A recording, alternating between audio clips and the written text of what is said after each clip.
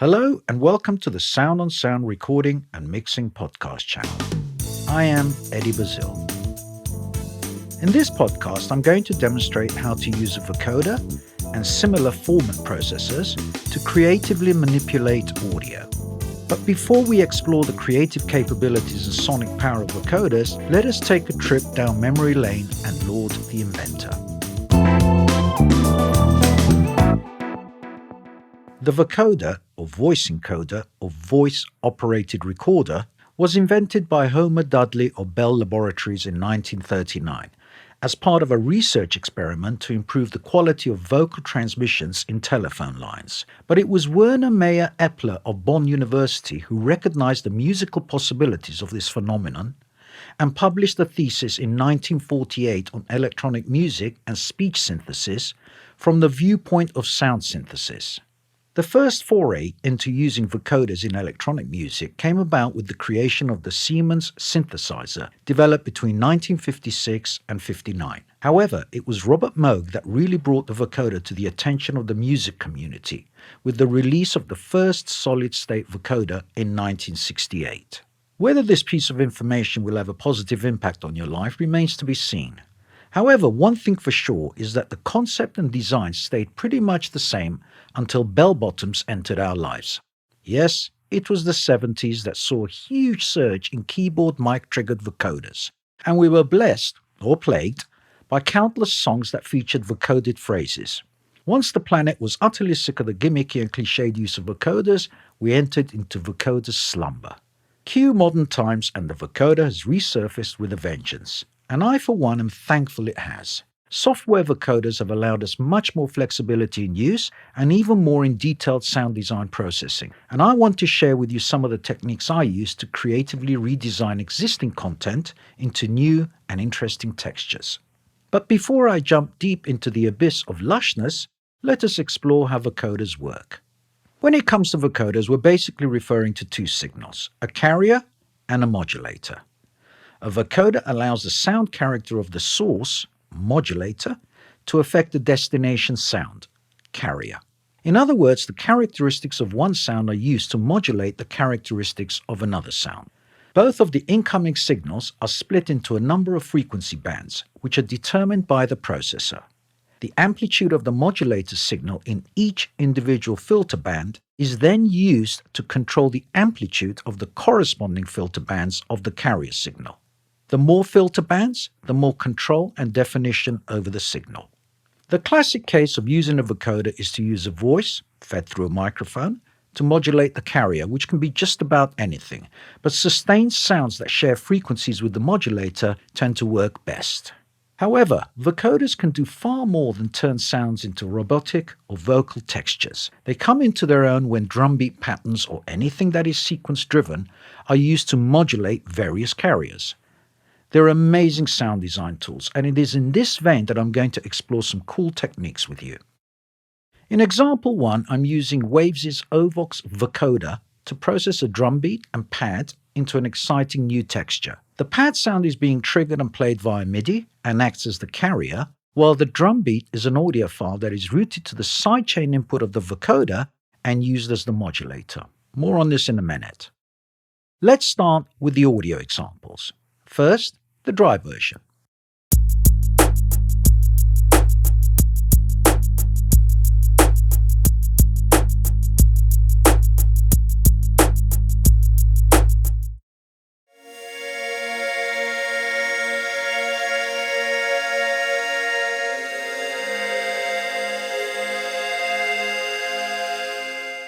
And now, the processed version.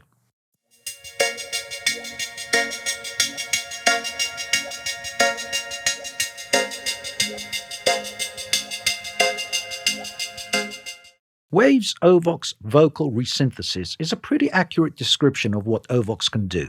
It encompasses a lot of vocal processing in a single plugin, and to say that this processor is deep would be an understatement. It's fair to say that most vocoder plugins need some work to get the best out of them, and Ovox is no exception. It is remarkable how detailed and musical it can be, and I made sure to exploit that. The plugin comes with two dedicated processors, also referred to as synthesis engines, that provide selectable oscillator and harmonic generation modes, formant filters, noise generators, which are critical when shaping formants, dynamic modes for behavior, and a ton of other editable functions. And that's just the processor sections. These are supplemented with a vocal mapping and pitching section that is very intuitive and very useful, a modulation matrix that is surprisingly powerful, and a plethora of effects and dynamics to boot. There is a global section that takes care of both the global behavior of OVOX and detailed control for both carrier and modulator signals. There are corrective tools on hand and separate sections to manipulate pitch, amplitude, and formants. To list all the functions of this epic plugin would take ages, but suffice to say, the GUI is so clearly mapped out that anyone can use it on the fly or get deep into it and produce unique textures.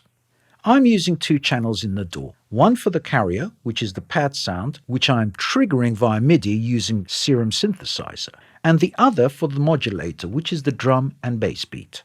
I've inserted OVOX on the pad carrier channel and switched on the sidechain feature. I've sent the drum beat to the sidechain input of OVOX. Make sure to switch to track in the synth menu found in the global header at the top of the plugin.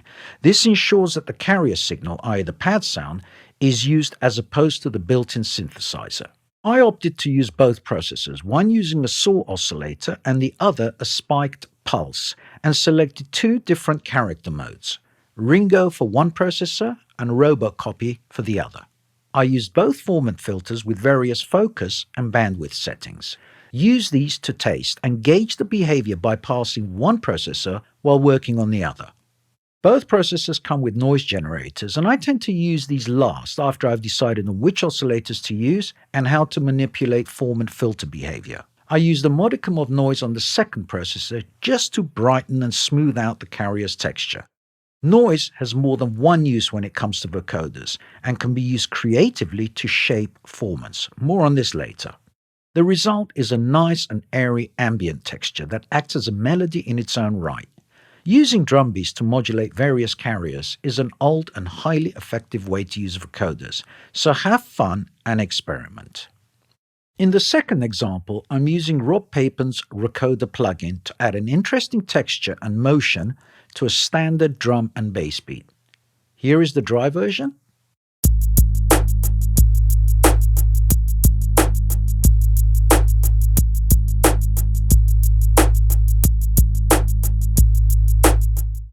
And now with Vocoder.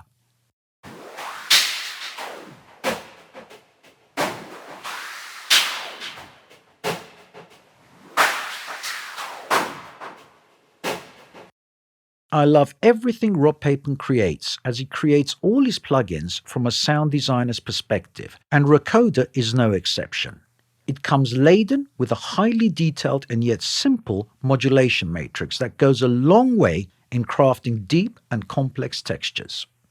The plugin comes with a ton of vocoder modes: vocoder, additive, vocoder and additive, noise, tuned comb, and vocoder input carrier. To list what each mode does would take me a decade. Suffice to say, the manual covers each and every mode in detail, and I recommend you explore all the modes, as each one gives a completely different angle on how the sound is processed. And do not forget to explore the highly detailed and intuitive modulation matrix. For this particular example, I've used noise as the carrier, and of course the drum beat as the modulator. I've selected different center frequencies for both carrier and modulator, and I've shaped the filter bands to exhibit the texture I'm after. However, this is okay if you're after a static event, but vocoders benefit greatly if there's motion dialed in via the modulators. And I have used the AMP LFO modulator to automate and move the noise vocoder center frequency and spread. This allows for some very cool dynamic motion across the filter bands and gives the newly processed texture acres of life and vibrancy. Using the same drum beat, let me show you how easy it is to create a delicate, glassy pan effect. Have a listen to this example.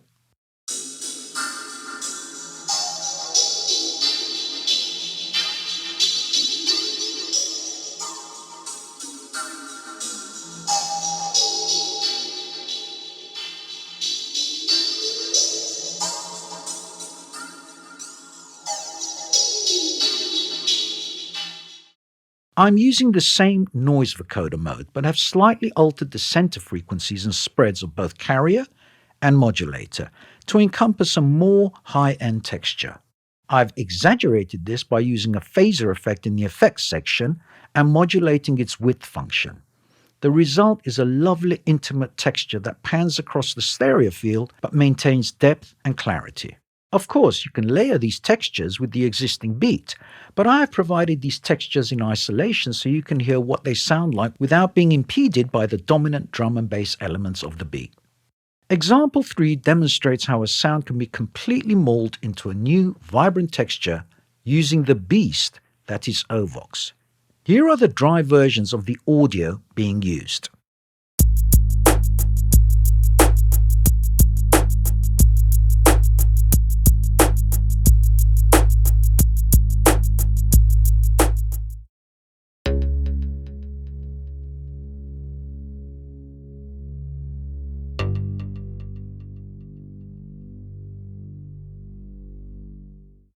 And here is the final processed version.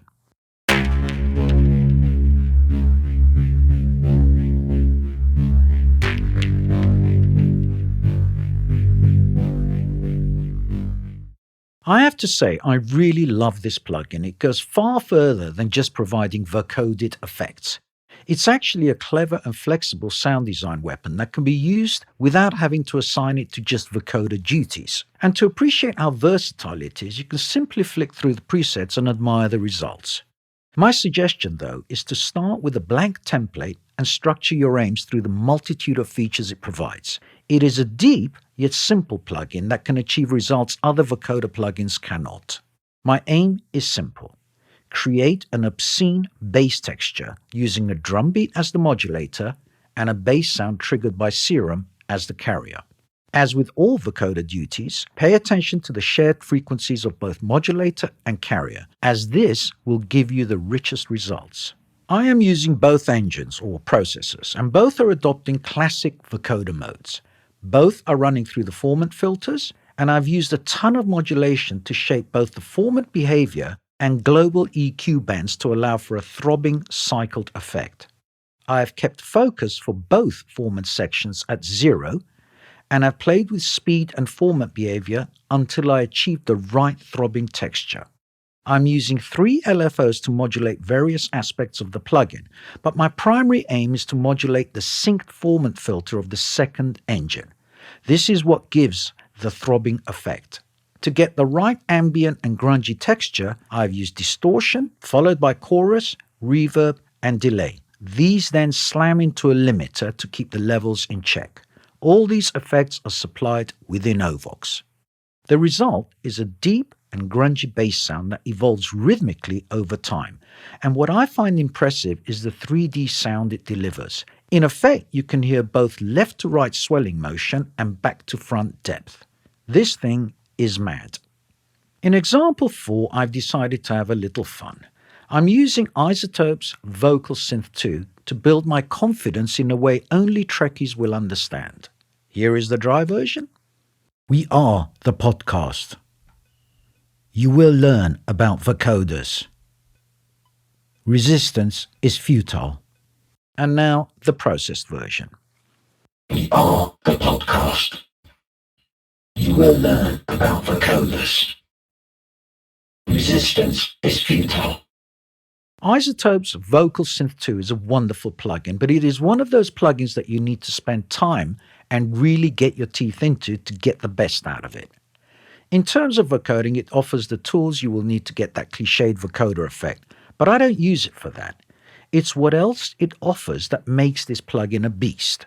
Vocal Synth 2 comes laden with multiple vocal formant processing modes: Biovox, Vocoder, CompuVox, TalkBox, and Polyvox, and you can use them in conjunction with each other or in isolation. Each mode is supplied with extensive editing tools, which makes dialing in vocal textures on the fly a doddle. The presets will give you a good starting point to build from, but to be honest, I think it's even more potent if you start from scratch and audition each mode for reference and go from there. To achieve the Borg texture, you need a few pitch-reliant processes. But because Vocal Synth houses most of the required processing under one roof, It's actually really easy to Borg things up without breaking into a sweat. Yes, I could have gone all Chuck Norris here and really nailed that Borg voice, but I'm happy with the result as is. I used Isotope's vocal doubler to create the multiple voice effect and ran this into vocal synth. Remember that the Borg speak in unison. There is never a single voice dishing out the assimilation message. In vocal synth, I shaped 4 modes to work together to achieve the dark, ominous texture that is synonymous with the Borg. To explain the settings I dialed in would take ages, and it might be better to look at the accompanied screens to get an idea of what I did to achieve this texture. The Borg effect I've created is actually not too bad, and it took me all of 10 minutes to get the texture in the Borg ballpark. And that is more a testament to how versatile and easy it is to achieve excellent results with vocal synth than my sound design abilities. The next 2 examples delve further into the sound design potential of vocoders. I'm all for using vocoders to create the well-known vocoder vocal textures, but that would be selling this wonderful process short. Example 5 involves taking a short sequence I've put together and using the drum beat to modulate both the pad and piano sounds. I've also applied a vocoder to the percussive cymbals to evoke an ambient and lush texture. First, the dry version.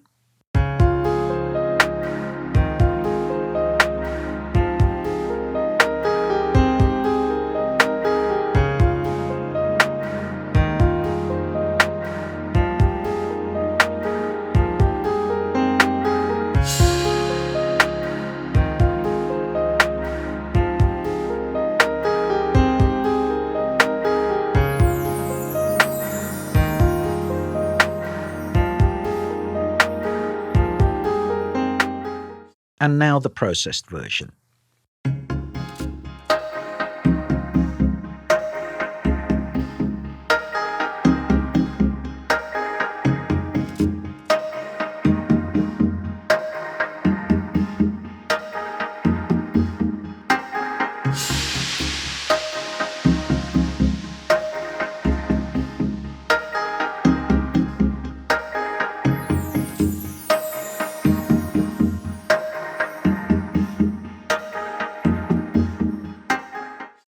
To best get an idea of how each sound sounds in isolation, please listen to the following.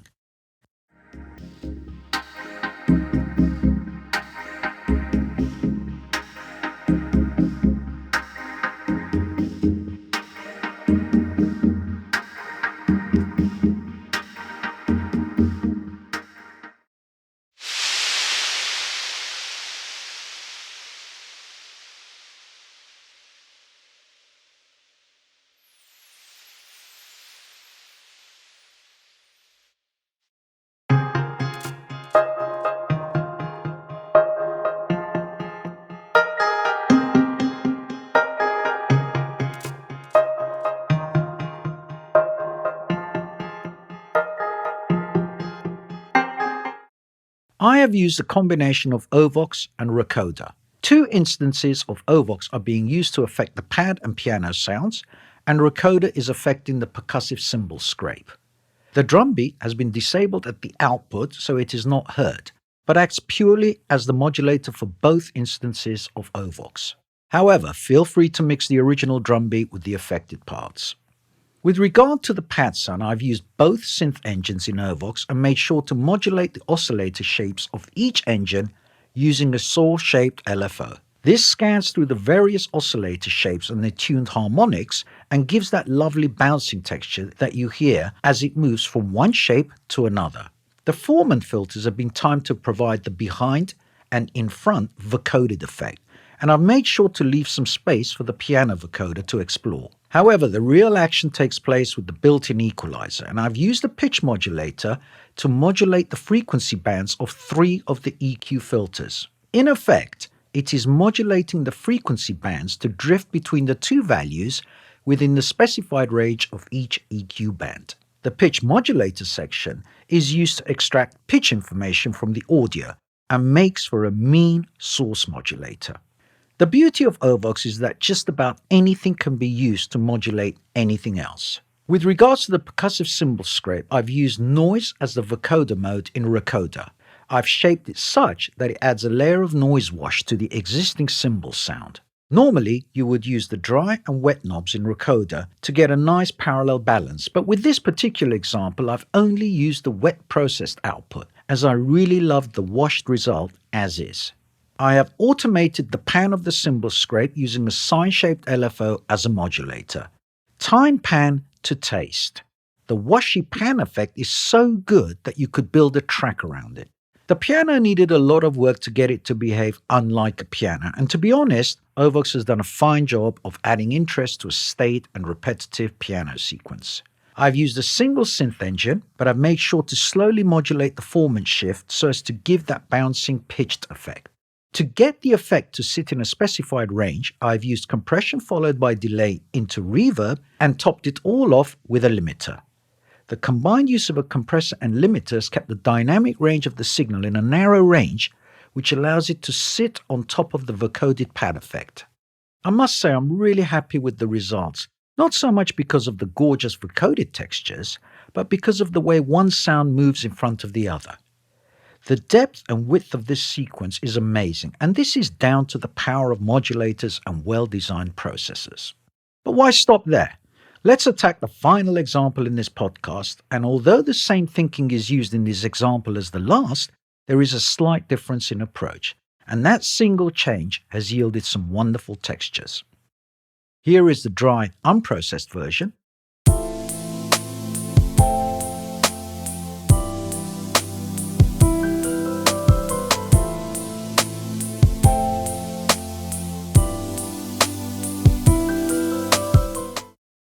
And here is the processed version.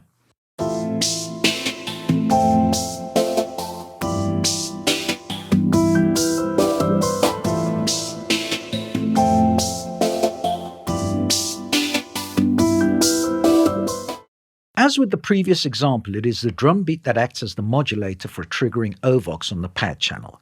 However, and this is where things start to get a little interesting, I've inserted a limiter followed by a delay effect on the drum beat channel. The idea is to add some low-end punch to the modulator, which in turn influences the formant filter behavior in Ovox. But more importantly, it is the delay that adds to the trippy sequenced effect of Ovox. The trick here is to shape the delay settings so as to achieve the desired vocoded sequenced effect. Using a delay pre-vocoder allows for limitless sound design possibilities. And if you're going down the delay route, then look no further than FabFilter's Timeless 3. It is not a standard delay processor, it is far more than that. It is a sound designer's dream. Let's start with the limiter. I'm using Akai Multimedia's Brickwall limiter. This limiter comes laden with all manner of limiting modes, from clean to heavily saturated.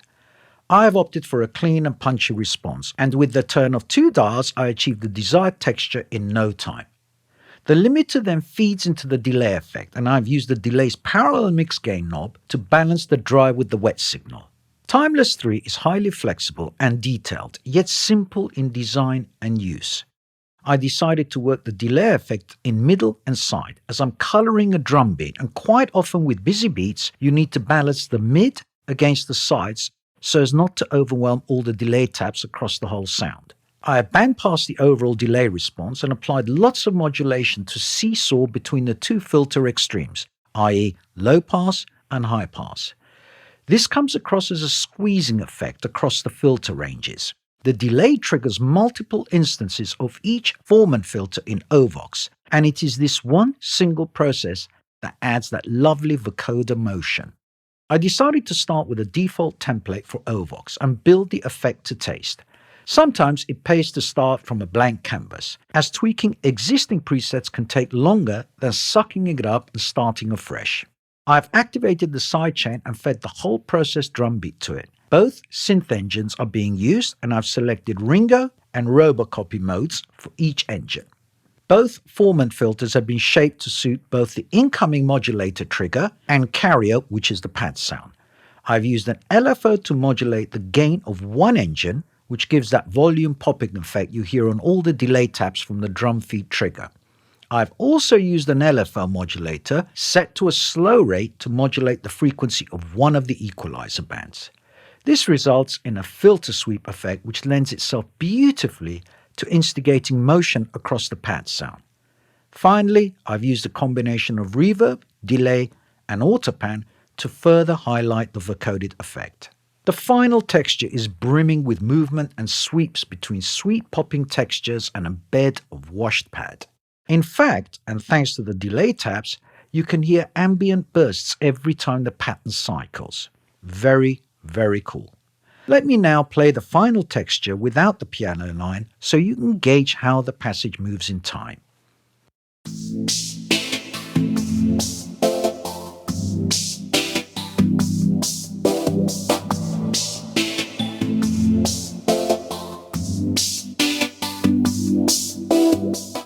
That's it for now. Thanks for listening. This has been Eddie Bazil for Sound on Sound. Thank you for listening, and be sure to check out the show notes page for this episode, where you'll find further information along with web links and details of all the other episodes. Oh, and just before you go, let me point you to the soundonsound.com/podcasts website page, where you can explore what's playing on our other channels.